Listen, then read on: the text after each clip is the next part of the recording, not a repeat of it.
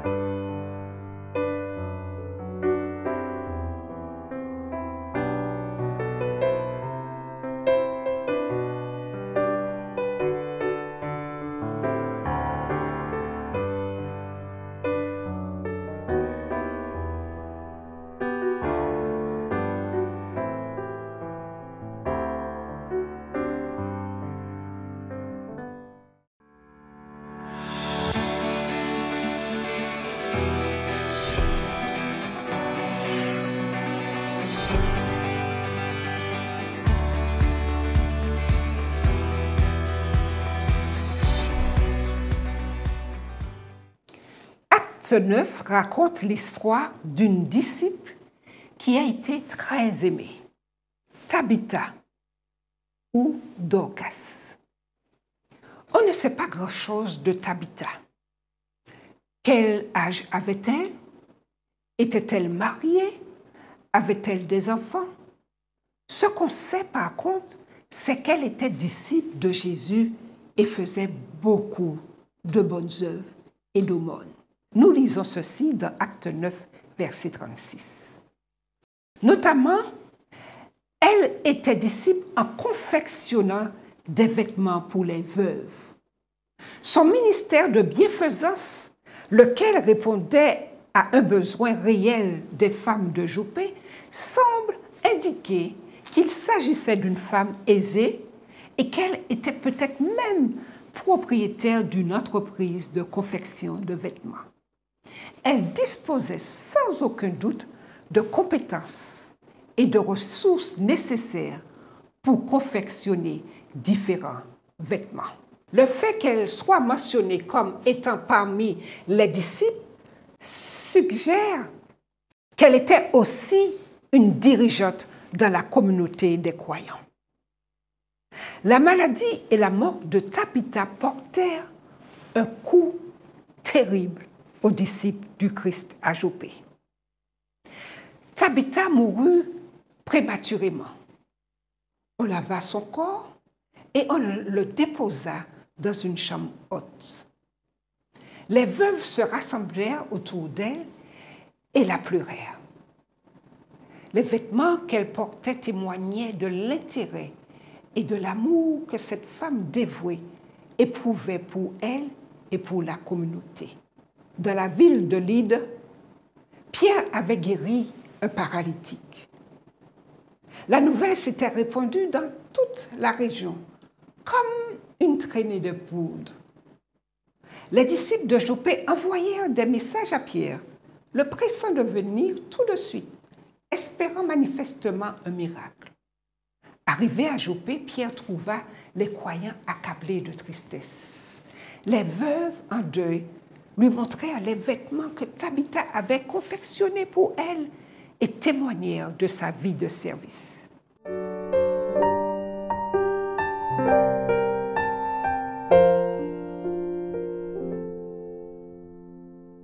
Ému, Pierre fit sortir tout le monde de la pièce.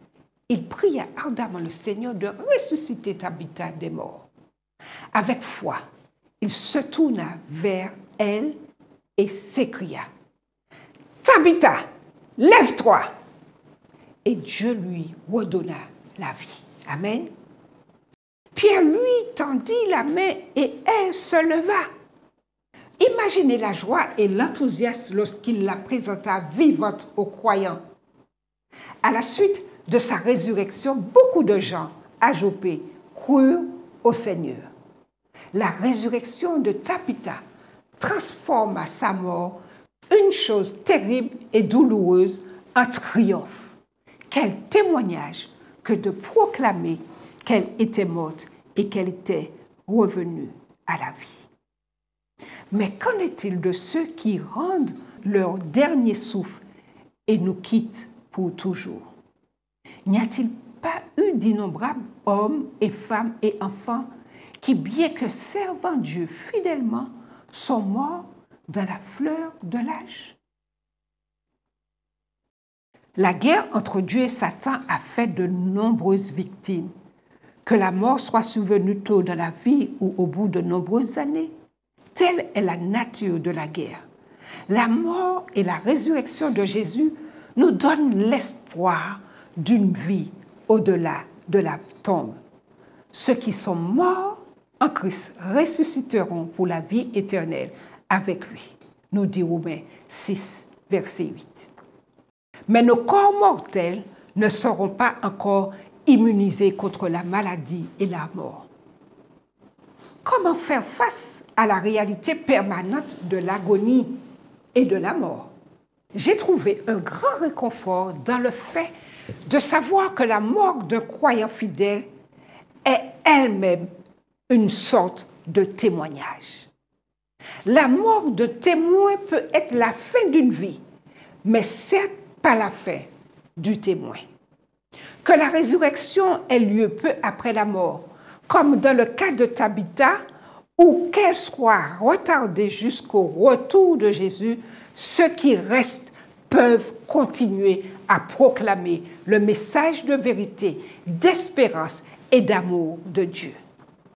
Poursuivons donc l'héritage de ceux qui ont utilisé leurs talents et leurs ressources pour bénir leur communauté. Et rendons toujours gloire à celui qui nous soutient et est à nos côtés dans la douleur et le deuil. À celui aussi qui un jour essuiera toute larme de nos yeux.